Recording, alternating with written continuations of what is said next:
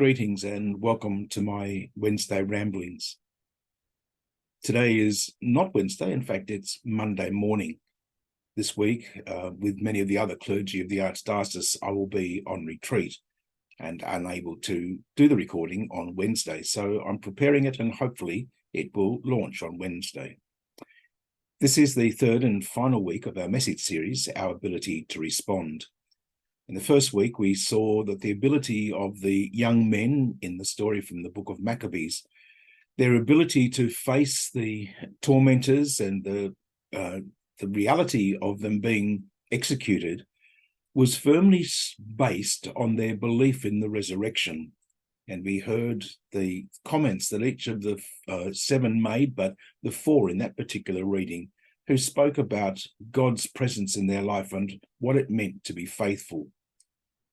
In the gospel passage that week, we heard how the Sadducees came quoting the law of Moses in order to try to trap Jesus.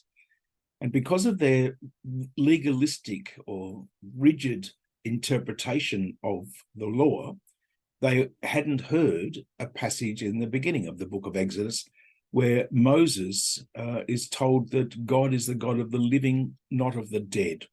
And so this understanding that how we live our lives really is based on where we start from.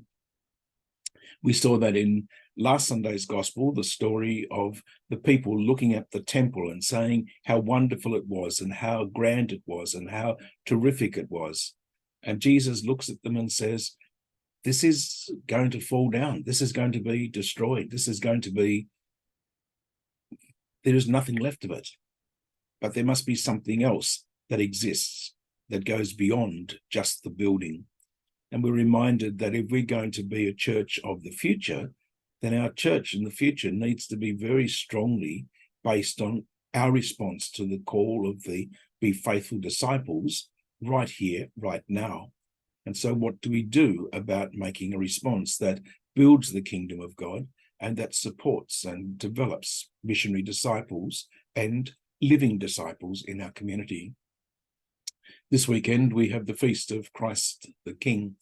For us as a parish, Christ the priest is a very important part of our story. And this Christ we see in the gospel this weekend is the Lucan story of Christ on the cross, the ultimate throne. And we see how there is a great deal of condemnation and ridicule thrown at him by the people standing around the cross.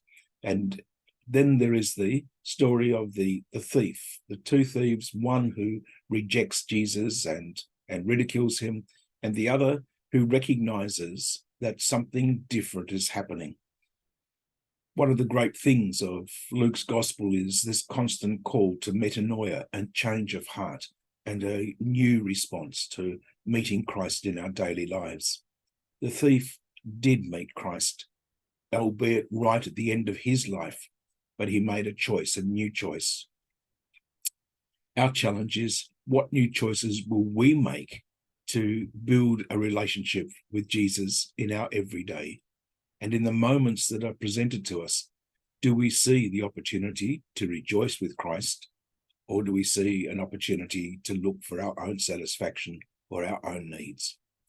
Our ability to respond is going to be very strongly based on how we see Jesus in our life. My prayer is that we will be able to say yes, as the good thief did, and be able to rejoice forever with our God. I hope you have a great week and look forward to catching you next time on my Wednesday ramblings.